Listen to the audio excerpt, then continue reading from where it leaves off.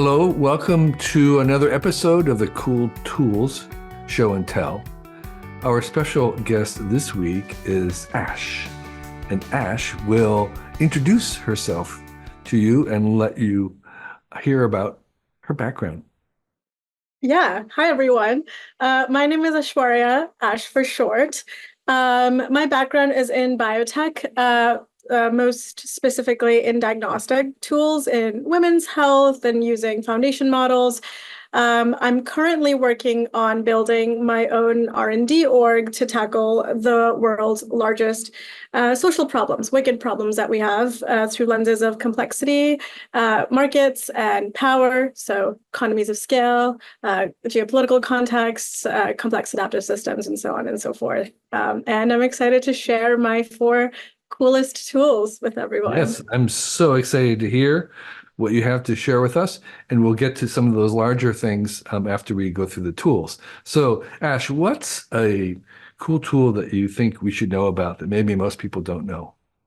I think I'm going to start with my favorite pen. I actually have many of these pens, four of them to be exact, in front of Wow. me. So you're holding up what looks like a fountain pen, a kind of a bullet-shaped fountain pen. Yes, exactly. This pen is called the Hero 329, and it has a special place in my heart because I saw my parents use this pen while growing up with it in India. I grew up in India until the age of 13, and it also has a really interesting story. And it's really cool because it is actually a carbon copy of the Parker 51 pen, which is a little bit more expensive. At the time, the Parker 51 was really innovative because it has a hooded nib, it has an aerometric filling system, which What was does aerometric filling system mean? A hooded pen, I think a nib I can kind of understand, but aerometric filling system, what does that mean? it's it sort of uses a flexible metal sac and a breather tube. So you have sort of your ink, you dip the nib inside the ink, and you sort of just push this like metal sac with its breather tube, like a pipette almost. And Okay. this system is a lot easier to use, more reliable, less prone to leaking compared to more traditional lever filling mechanisms. Okay, so it's a way of it's like you're sucking up the ink into the cartridge in some ways. Yeah. Yeah, exactly. It's really cool. And I just think having it around is such a great example of self-reliance because in 1966, the Shanghai Hero Pen Company, also known as the East is Red Pen Factory, began manufacturing these pens, as I said, inspired by the design of the Parker 51, which was the American company, Parker. Uh-huh. Um, and the Parker 51 was used to be known as the world's most wanted pen. It's a slogan that alluded to the restrictions on production of consumer goods for civilian markets in the US during World War II. And Parker's continual advertising during the war created such a demand that took years to fulfill after the end of the conflict. It Okay. was actually Queen Elizabeth's favorite pen. She used a Sure. burgundy, this one actually. Right. So Uh, so yeah. um the question I would have is fountain pens. And fountain pens I associate with people who have a ink stain on their shirt because they put the pen in their pocket and it started to leak. So, is that an issue anymore? Fountain pens leaking? Um, or is it something that you think should only sit on your desk and you really shouldn't carry it around in your pocket? So What's your philosophy about fountain pens like that? I think that the joy of using it outweighs for me some of the issues. But the cool thing about this pen is that it is leak proof. It's supposed to be compared to the traditional fountain pen. However, when I do I'm showing a little paper towel I have next to my desk that has a lot of ink stains on it, Uh-huh. which I wipe the pen on Okay. after I fill it up. But it's just a great example of innovation, and every time I use it, I feel like I think about that because they couldn't produce this pen, so this East is Red company in China started manufacturing it for a lot Right. cheaper for a lot Right. more people in the world, and Sure. it Right. was so Yeah, cool. that's the Chinese way. Uh so you haven't experienced any leakage yourself from the fountain pens, other than Not really. wiping the nib off after you refill it. And Yeah. and what about the pen itself do you prefer from, say, a gel pen, like like a Japanese gel pen? And I have a lot of Japanese gel pens, specifically the Muji ones, right in front Okay. of me here. I'm a big stationery gal. Um, Uh, the way it hits the paper and it has the perfect consistency, in my opinion, of like the friction that you need to have good handwriting, while the smoothness that you need to keep going and write considerably fast, sort of like a ball pen, ballpoint pen. And I feel that when I write with it, I have better handwriting. Also because I think I'm more careful in writing with it. It sort of gives me um, because it's so fun, I think I take my time in writing Okay. each letter properly, Uh-huh. uh, and I journal a lot, so it's genuinely such a joy to write with this pen. Okay. And do you have, like, you say you had four of these pens? Do you have like different color inks in each one? Yes, my favorite ink color is this one, which is the Blue Royal. So you're Uh, holding up a little jar, it says, of ink. It says Blue Royale. yes, Okay. and then I have one in red ink, one in sort of like dark blue, almost Mhm. black ink, and one in green ink. Okay. And these run about $16 on Amazon. A The pack of three is A $16. pack of three. Oh my gosh. Very Wow. accessible. Very, very accessible. They're And you can almost, get it for as low as $2 on eBay. So oh, okay. And and so you just does it require, or does it do best with certain kinds of ink? no, I haven't really experienced any differences, and I'm not an ink connoisseur in that way. I do like these two brands of ink the best. This one is L'Écritoire Paris. I Okay. got it in Paris, and Okay. then I'm not even gonna try to pronounce this one, but this one is another brand that I really And like. that brand is Herbin. Yeah, I Herbin. think yeah, I guess that's the brand. Yeah. Jacques Urban, I would say. Herbin. Okay. So another French Yeah. um version. Well, so these are called Hero 329s, which are basically knockoffs of the Parkers. Yeah, Um, at three for $16. Well, certainly you should be able to try them out. totally. And they come in different colors as well of the pens themselves. So Yeah. so that's a wonderful, cool tool, Ash. So what's another tool that you would hate to lose? Another tool that I love, it's another desk tool before I move on to software, is my bamboo book stand that I have on my desk. Okay. Um, it has usually like papers that I'm like writing off of or Mhm. a book or something. It's also available on Amazon. So you're Um, holding up a book stand made out of bamboo that is, obviously you can have like the plate that holds a book, but there's a kind of a really cool little rack, I guess, ratcheted rack in the back to change the angle at the exactly. what the book stand will be at. And I presume it collapses entirely flat at some point. But there's also some things on the edges. What are those things on the edges of the? Yeah. So This, if a book is difficult to stay open, you can Yeah. sort of put this I on see. each of There's the two sides. little levers on the side that you can swing in that will hold the book open. That's very clever. I've I never really seen like that. it because I read a lot of research papers. Yeah, So just having, and I like to see them in paper form instead of my laptop. So it's really nice to have them here, highlight on them, and then if I'm taking any notes or anything on my laptop next to it, and it's right. super helpful. And so this bamboo thing is, it looks like it's sized for your typical hardcover book. Uh, Yeah. and it also is a very affordable at $16. It looks like the front hinge ledge also folds. Is that correct as well? No, I don't, the front hinge doesn't fold. Okay. It one, well, does it? I don't think so. No, that one, oh, it does actually. I It had no does fold in. Yeah. idea. To make it flat. Yeah. Yeah. Okay.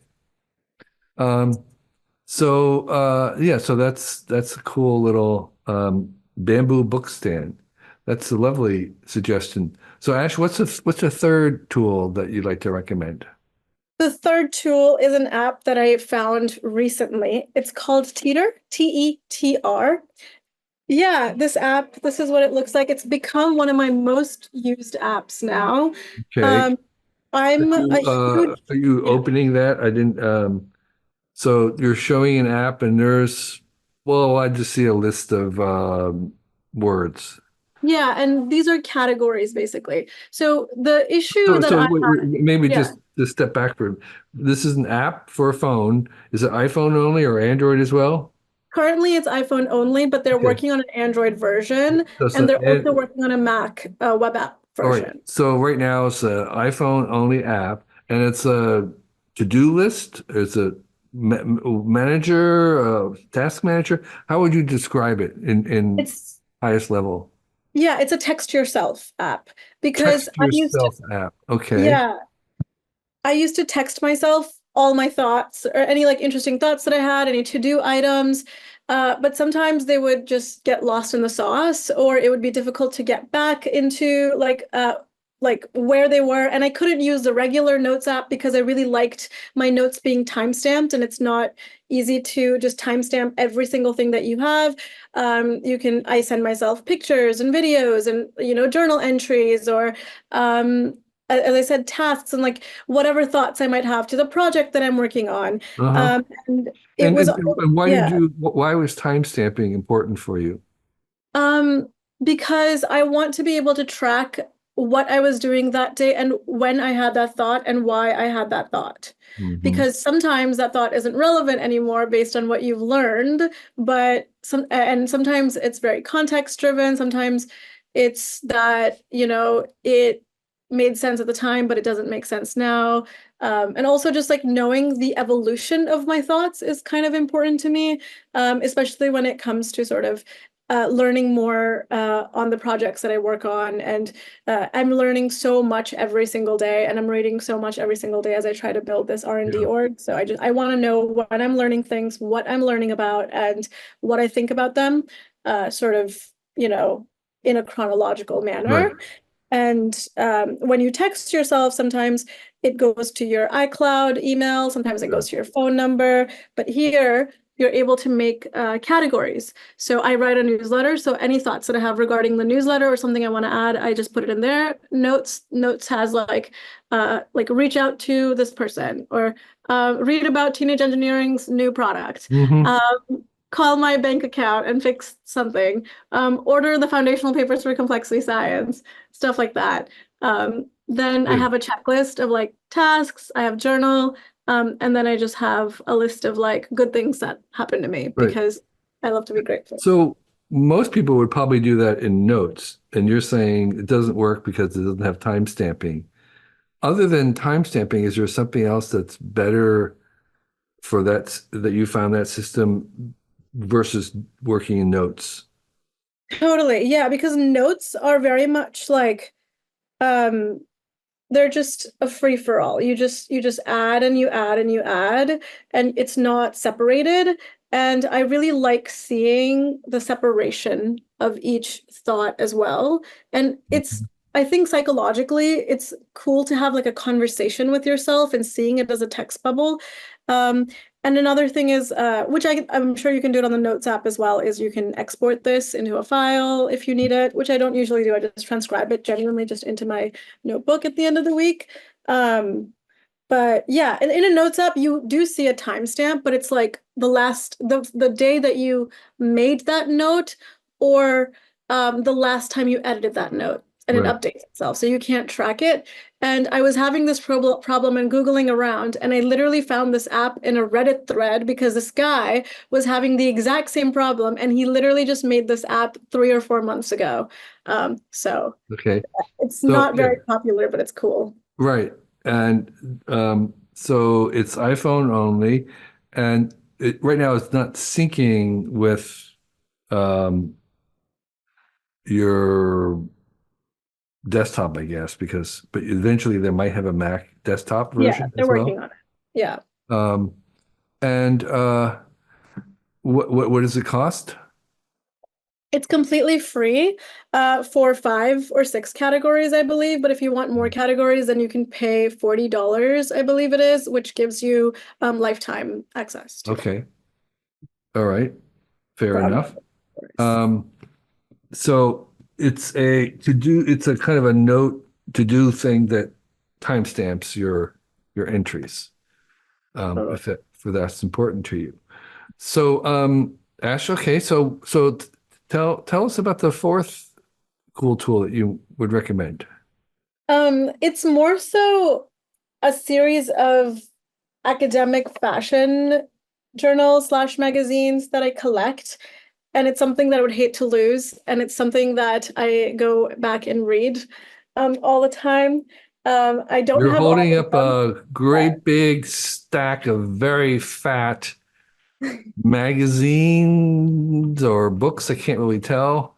Yeah, Uh, they call them like academic fashion journals, Academic journals for fashion. sartorial Maybe matters. slow down there because that's not processing.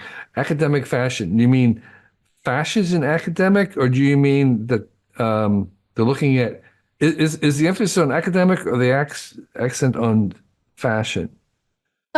It's on fashion. It's looking at things like shame, or um, this one is on failure. This one is on masculinity through Okay, the so there's lens of themes. fashion. There's themes, Yeah, cultural themes, and then they do a whole issue yeah. on that theme.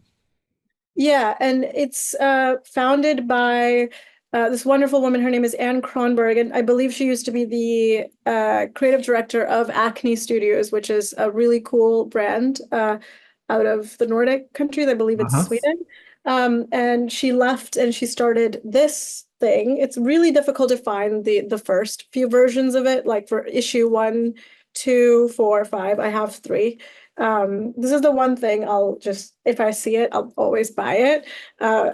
Very near and dear to my heart. There's really cool interviews of cool artists like Rick Owens. Uh-huh. There are cool sort of historical tellings of how shame, let's say, played a role Okay. to fashion and how it shows up, Right. uh, doubt, things like that. So, did you ever encounter Latman's Quarterly? No, what is that? I think it was very similar. They would take themes and do a whole magazine um, dedicated to exploring that idea. They didn't have any advertising. It was only subscription supported.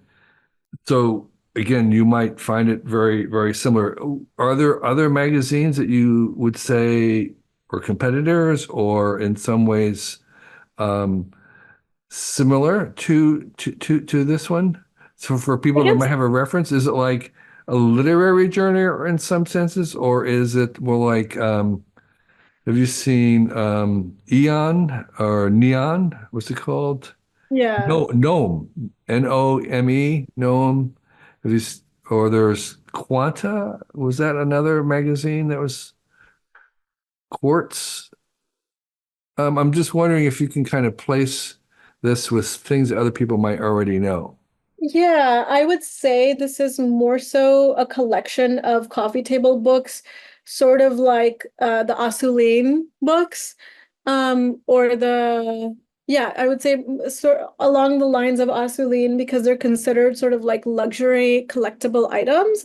I would say they're not academic in the sense that they're peer reviewed by uh, a panel of editors. There is an editor, Anne, who goes over everything, and I believe they have submissions as well from Uh-huh. various people. But very what you said earlier about there's not really a lot of um, sort of advertising about it at all. It's very if you know, you know.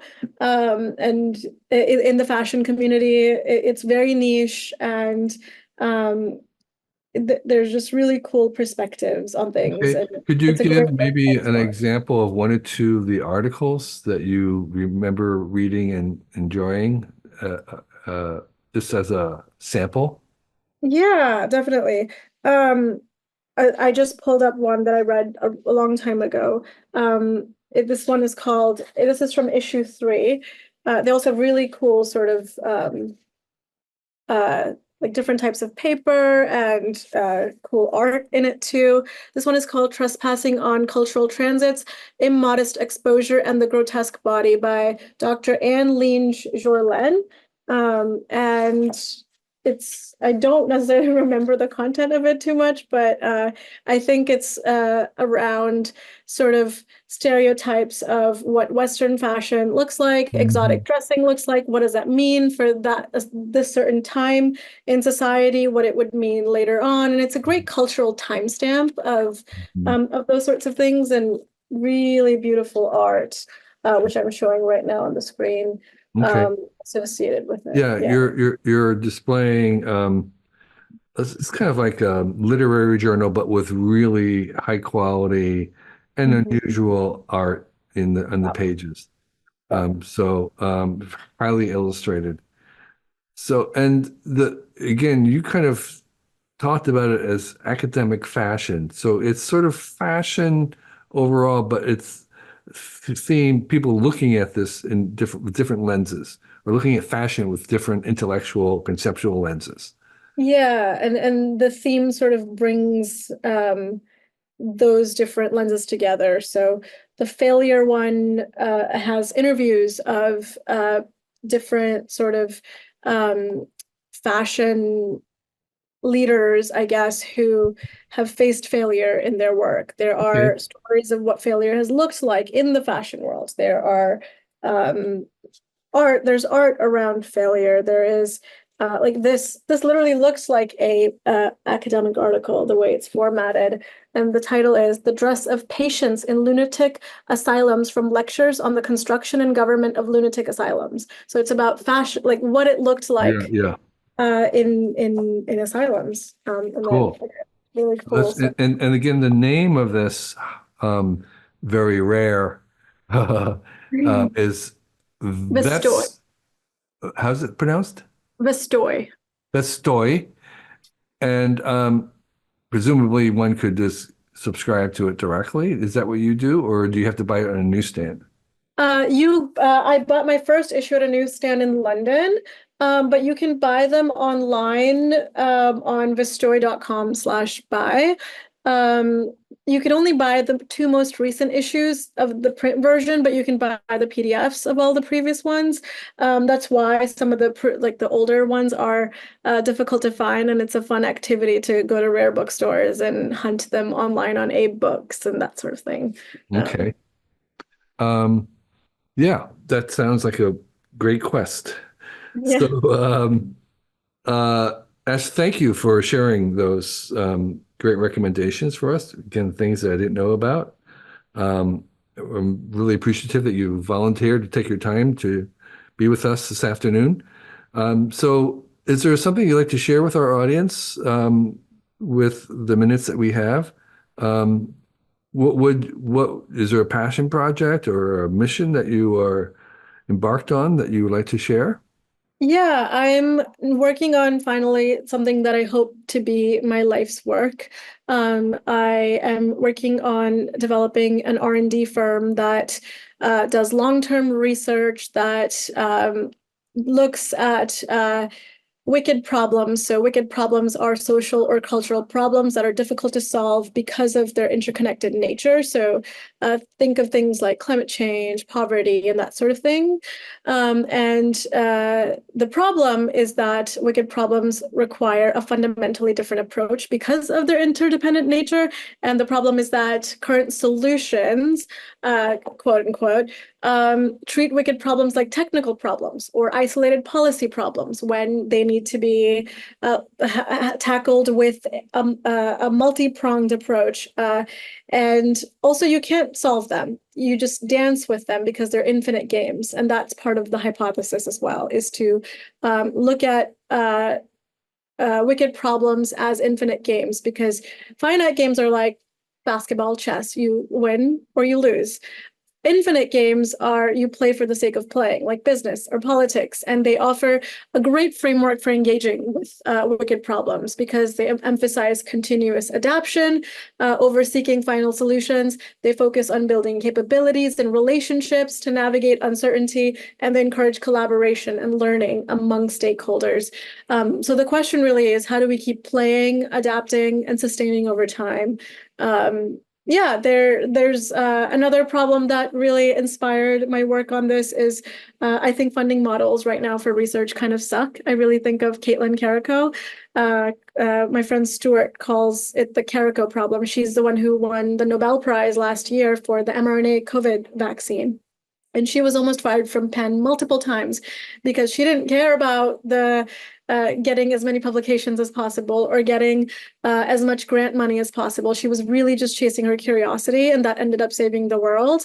And we need to be funding more curiosity-driven, bottoms-up learning, edge-focused learning rather than top down where you apply for a grant. Like I remember my background is in the biomedical sciences. You apply for a grant and it has to be in cancer. Within cancer, it has to be in pediatric cancer. Within pediatric cancer, you have to sort of apply for a very specific sort of thing and give them like it's based on predetermined outcomes, whereas real research and real innovation is I believe curiosity driven because you can't necessarily predict what where your interest and what rabbit holes you're going to go down and which hunch is going to collide with which hunch. So this project, I'm sort of calling it the Analogue group. I hope to have, I'm building off of really great R&D orgs that have existed and taking the best parts of them because this has worked in biotech very well through Flagship Pioneering, who have a very efficient infrastructure where they do venture creation, share legal and all the other administrative sort of resources. The Column Group is a really great example for therapeutics. They have a really cool advisor network and they spin out research from research groups at, let's say, Stanford and UCSF and that sort of thing without making those PIs have to become the founder and CEO of those companies. They let them be advisors and give them equity and, commercialize their research at a large scale with partnerships with big pharma companies. I'm also learning from like the Second City, the comedy troupe, where you learn how to do yes and thinking and iterate and adapt really, really fast. I remember reading actually one of your essays about speculations on science, and you wrote about adaptive experiments. And one of the biggest parts of my thesis is to learn from the context and keep iterating on the form through the context. So Alex Komorowski is one of my mentors, if you're familiar with his work, and he really writes about gardening the right environment rather than building the thing top down. So when you garden the right environment, you let the right innovation emerge, and you sort of build an intuition for what to work on. And I'm also calling it sort of like an epiphany engine. Like what I'm building is not a company, it's an engine. And also the word company only started to mean business in the 16th century. Before that, it just meant breaking bread with your friends. So I'm hoping to sort of create a completely new meaning for what business could mean, and sort of a synergy map of sorts that sort of feeds into each other. So, Yeah. Sorry, go ahead. Did you have a name for what it is that you're doing? Yeah, I'm calling it the Analogue Group, Analogue. It's inspired by actually nucleoside analogs in your body, Mhm. which are basically they help develop your body's immune response, like your innate and adaptive Mhm. immune responses. They help sort of stop cancer. You can look at it sort of like as a digital twin system, which is also, I think, something you wrote about in that article Yeah, is yeah. simulations, right? And how you are able to create, and Complexity Science has done a great job of network analysis and agent-based modeling to bring sort of these systems to life where you're able to map things out and simulate. It's called, you can find it on the analog.group. There's nothing on it yet because I'm still stealth Okay, mode-ish, but I'm excited to share it if it resonates with someone, and I'm in R&D and sort of. sure. So if someone who hears this later on checks out analog.group, there might be Yeah, some the analog.group. the analog.group. Well, this is very, very exciting, Ash. I wish you the greatest success. I think I can generally am in alignment with your ideas of a systems approach, which is, I think, really the only way we can deal with these wicked problems.